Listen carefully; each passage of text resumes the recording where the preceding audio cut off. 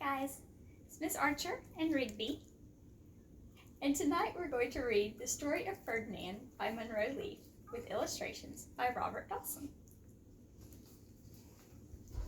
Once upon a time in Spain,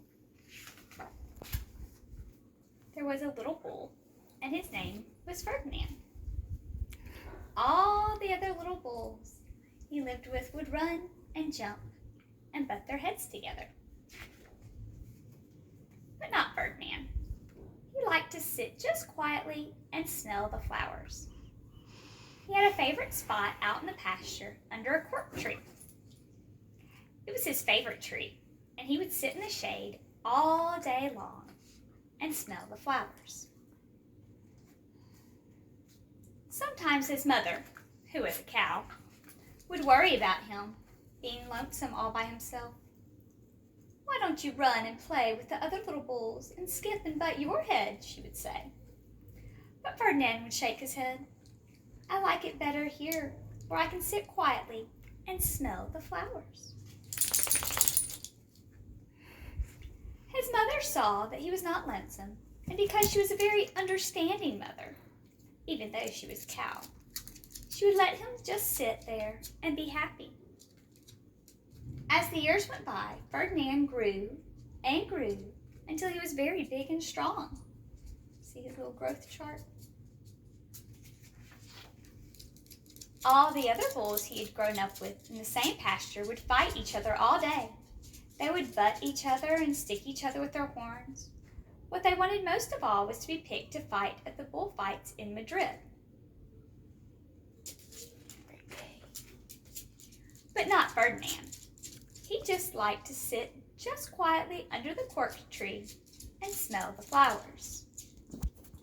One day, 5 men came in very funny hats to pick the biggest, fastest, roughest bull to fight in the bullfights in Madrid. All the other bulls ran around snorting and butting, leaping and jumping, so the men would think that they were the very strong and fierce and pick them. Ferdinand knew he wouldn't be picked, and he didn't care, so he went out to his favorite cork tree to sit down. He didn't look where he was sitting, and instead of sitting on the nice, cool grass in the shade, he sat on a bumblebee. Well, if you were a bumblebee and a bull sat on you, what would you do? You would sting him, and that's just what the bee did to Ferdinand.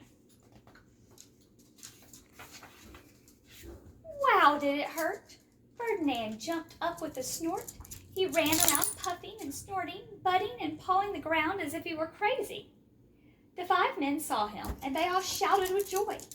Here was the largest and fiercest bull of them all, just the one for the bullfights in Madrid. So they took him away for the bullfight day in a cart.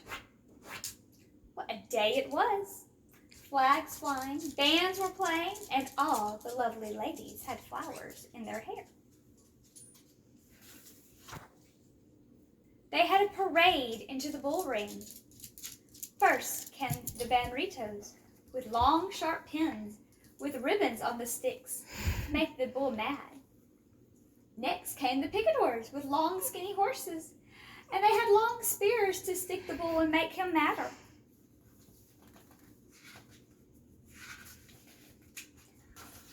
Then came the matador, and he was proudest of all. He thought he was very handsome, and he bowed at the ladies. He had a red cape and a sword, and was supposed to stick the bull last of all. Then came the bull, and you know who that was, don't you? Ferdinand. They called him Ferdinand the Fierce, and all the banditos were afraid of him. The picadors were afraid of him, and the matador was scared stiff. Ferdinand ran to the middle of the ring, and everyone shouted and clapped because they thought he was going to fight fiercely and butt and snort and stick his horns around.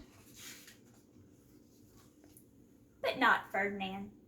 When he got to the middle of the ring, he saw all the flowers in the lovely lady's hair, and he just sat down quietly and smelled.